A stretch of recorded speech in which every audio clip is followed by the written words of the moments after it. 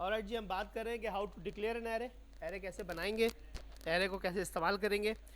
देखिए भाई, सबसे पहले तो मैंने इंटीजर ए बी सी, मेरे पास 3 वेरिएबल्स हैं, ठीक है जी, 3 वेरिएबल्स हैं ए बी सी। तो अगर मैं कहूँ a equals to B equals to C equals to 55, ठीक है, तो मेरे पास 3 डिफरेंट वेरिएबल में वैल्यूज़ क्या स्टोर हो गई, 55। ओके, इसके मुकाबले में मैंने एक एरे बनाना है, so I will declare integer array, कोई भी नाम रख सकते हैं, A R R equal to new integer, और स्क्वायर ब्रैकेट में हम बताएंगे कि एरे कितना बड़ा है। तो देखें, ये भी 3 एलिमेंट का एरे। ओके, अच्छा, यहाँ पर ऐसे भी कर सकते हैं कि a equal to 55, b is equals to 77 and c equals to 88, right.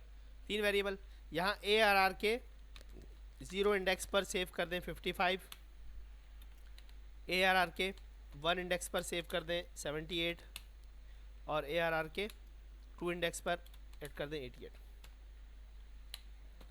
Alright, so there is no difference, कोई फ़र्क नहीं पड़ता। बस फ़ायदा ये हो गया कि हमारे पास ये जो डेटा है ये सारा एडजेसेंट मेमोरी लोकेशन पे सेव हुआ। ये वेरिएबल्स कहाँ सेव हुए ये हमें नहीं मालूम, ये कितना दूर एक दूसरे से सेव होते हैं, डिपेंड्स ऑन कि आपका हार्ड डिस्क में कहाँ पर मेमोरी लोकेशन मिलती है और वो असाइन कर देता है आपका कंपाइलर। फ़ायदा क्या हुआ कि जब मुझे ए बी और सी को प्रिंट करना है, so I have to print like this कि भाई कंसोल डॉट राइट लाइन में ए को प्रिंट किया जाए, फिर बी को प्रिंट किया जाए, और फिर सी को प्रिंट किया जाए। ठीक है भाई, ये तीनों वेरिएबल प्रिंट हो जाएंगे। इसके मुकाबले में एरे से प्रिंटिंग करना कितना आसान है। देखें, ये एरे है जिसके अंदर क्या है 0 1 2, ठीक है, आपके पास इंडेक्सेस मौजूद हैं। तो अगर मैंने प्रिंट करना है तो मैं क्या कहूँगा, ए आर आर का 0 इंडेक्स, फिर ए आर आर का 1 इंडेक्स, और फिर ए आर आर का 2 इंडेक्स। तो sir it is the same like this, वो जो था ए बी सी या 0 1 2, ये तो एक ही बात हो गई सर। फ़ायदा क्या है, आइए देखते हैं। Instead of using this I am making a for loop, integer i equal to 0, i less than 3। Loop कितनी बार चलेगा, 3 बार, 0 1 2 तक चलेगा लूप, राइट। ओके, मैंने कहा जी console dot write line, A R R में से कौन सा इंडेक्स प्रिंट कर देना, आई वाला। सो पहले आई 0 है, फिर 1 है, फिर 2 है।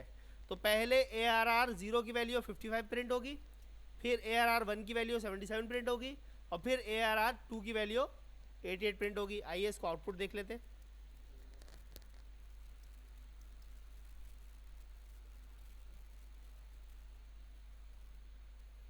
ऑलराइट, समझ आया कुछ कि हमें लूप की वजह से एरे के अंदर प्रिंटिंग करना आसान हो गया कि एरे को किस तरह से आप एक्सेस कर सकते हैं। अब आपकी एरे जितनी भी बड़ी हो, आपका लूप एक ही लाइन में वो काम आपका कर गया, क्योंकि लूप रिपीटेटिव काम कर रहा है, आपने करना भी सबको प्रिंट ही था। ठीक है, तो लूप के वेरिएबल की वजह से आपको एक आइटरेटर मिल गया जिससे आप इंडेक्स के हर एलिमेंट को एक्सेस कर सकते हैं। यहाँ पर मैंने इसकी एंडिंग लिमिट बताई कि 3 है। अगर मैं ये नहीं बताना चाहता तो मैं ये भी कर सकता हूँ कि ए आर आर डॉट लेंथ की प्रॉपर्टी यूज़ कर लें। एरे की जितनी भी लेंथ है, ए आर आर वेरिएबल है ना मेरा एरे का, इसकी जो भी लेंथ है उससे कम तक चलना। तो लेंथ है 3, कहाँ तक चलेगा, 2 तक, 0 पहला इंडेक्स है। ओके, फिर आप इस पर प्रोग्रामिंग कर सकते हैं कि भाई कौन कौन से नंबर जो है वो डिविजिबल हैं 2 से। फॉर एग्जाम्पल, हमें एक प्रोग्राम बनाना है कि भाई ये मैंने पूरी लिस्ट दी है, इनमें से बताओ कौन कौन सा नंबर डिविजिबल बाय 2 है।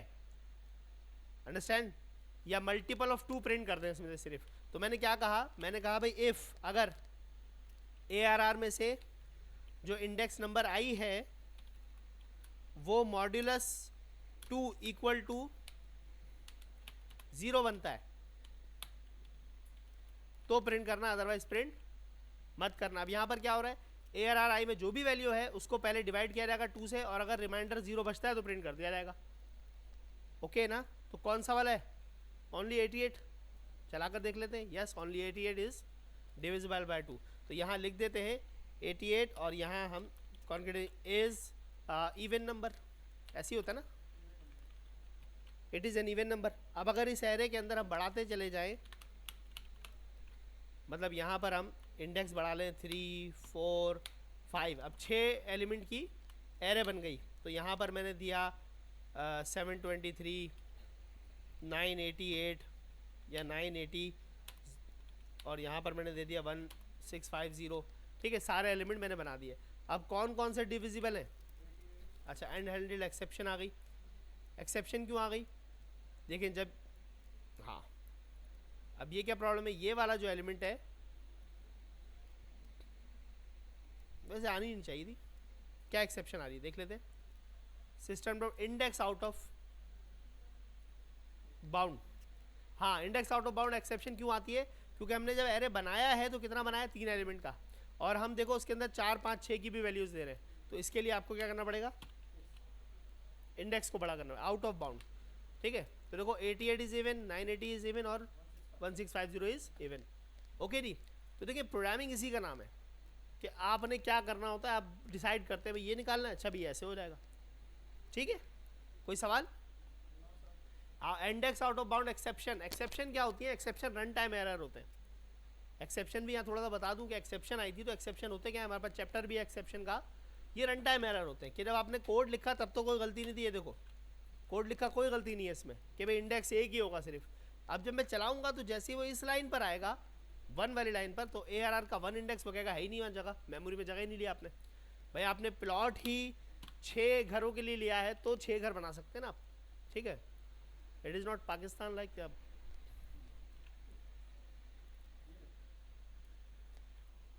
भाई अब हमें इस सारे एरे का सम चाहिए। ठीक है, तो देखो सम कैसे बन सकता है। मैंने एक वेरिएबल बनाया इंटीजर सम इक्वल टू 0, सही है नहीं?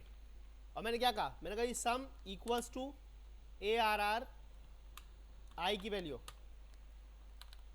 इस तरह क्या होगा, लास्ट वैल्यू आ जाएगी सम में।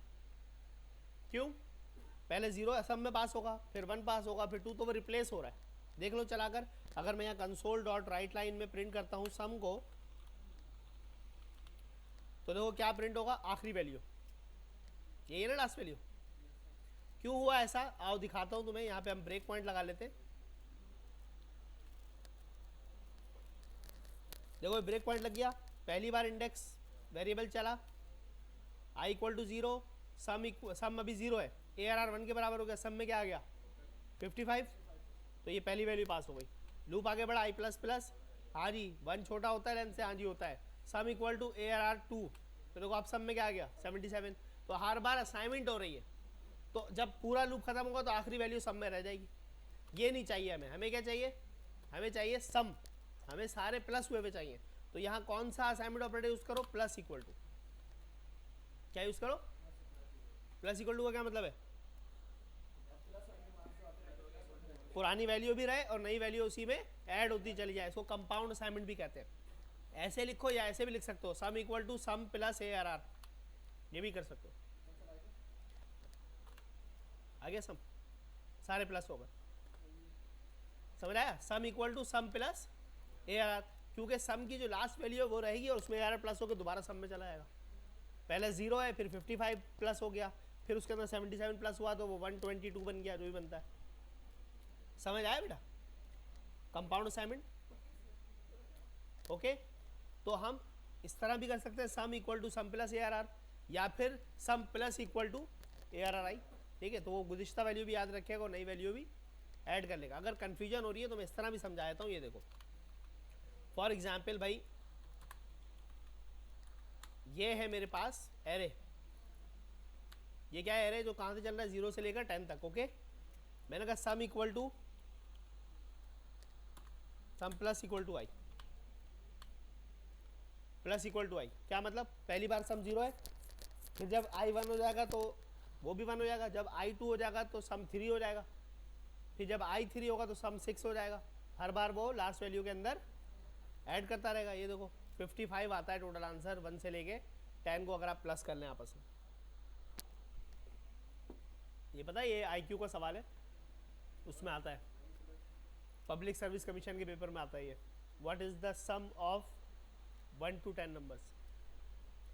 1 + 2 = 3, 6, 10, 15, 21, 28, सही नहीं, 36, 47, 40, 45 है, हाँ, और प्लस 10, 55, सही है।